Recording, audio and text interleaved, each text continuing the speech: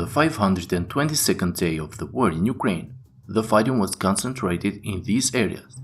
In Vremivka front, Ukrainian forces continue their offensive in three main directions. According to on-the-ground sources from the Ukrainian 46th Brigade, Ukrainian troops have advanced north of Pryyutne, and at the same time they are increasing the pressure on the flanks of UROZHAINE. During the last 24 hours, Ukrainians expanded their control over the field southeast of UROZHAINE and managed to reach and cut the road between Novodonetsk and Kremenchuk. The same Russian source that warned about the retreat of Russian troops from Staromayorsk informed today that this situation is becoming increasingly difficult for the Russian troops in UROZHAINE. According to this source, Ukrainians are now very close to UROZHAINE and are conducting airstrikes and using cluster munition over the Russian positions as preparations to encircle the village.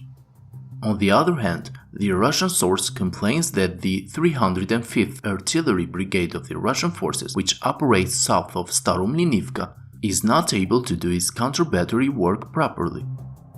According to various Russian and Ukrainian sources, the Ukrainian army continues to have full control over Staromayorsk, regardless of some attempts made by the Russian forces to counterattack and take back their positions. On the other side of the front, the infantry elements of the Ukrainian army have taken new positions in the forest lines only 300 meters north of Pryyutne. Russian forces inside Pryyutne are constantly being hit by the Ukrainian artillery. In Zaporizhzhia front, sources from both sides confirmed that the Russian forces, after the arrival of new reinforcements, counterattacked and managed to recover some of their lost positions east of Robotyne. After the fierce battles that took place here a few days ago, Russians recaptured the trench lines east of the village. On the other side of the front, south of Kamyanske, Ukrainian forces continue to increase their control in the areas north of the Luhove-Zherebyanki road. The progress of the Ukrainian army in this direction is also proved by this video published by Russian sources, where it seems that the Russian artillery hits the area southeast of Kamyanske that were recently taken by Ukrainian forces. In Bakhmut front, clashes continue in the southern part of the front line.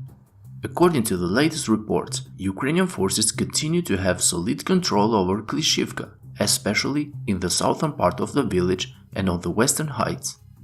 Ukrainian troops launched a counterattack and forced the Russian troops to move to their previous positions in the northern part of the village. Further south, near Andriivka, battles continue for the control of this village. In this geolocated video, units of the Ukrainian army hit a defensive position of the Russian forces in the eastern outskirts of Andriivka, close to the railway. This confirms earlier reports that the Russian forces are mostly located east of Andriivka in some fortified positions near the railway, and that they have likely abandoned their positions inside the village. In the northern front of Kamyanske, Svatove and Kreminna, the situation did not change much during the last 24 hours. There are reports of several Russian attacks in the Kamyanske front north of Sinkivka, but no territorial changes were reported. Southwest of Svatove, other sources confirmed the success of the Ukrainian counteroffensive in this direction. Some pro-Ukrainian sources say that Ukrainians have regained full control over Novoyehorivka and are pushing the Russian forces back to their initial positions near the Zherebets River on the Kovalivka-Karmazinivka line. In a later report, the pro-Ukrainian source Deep State confirmed the advance of the Ukrainian troops in Nadiya and Novoyehorivka. While in Kreminna front, official Ukrainian sources reported that Russian troops launched a series of attacks south of Dibrova inside the Serebyanskas forestry, but according to them the situation remains stable. A few kilometers east of this area, another Russian attack was reportedly stopped by Ukrainian defenders in Bilohorivka.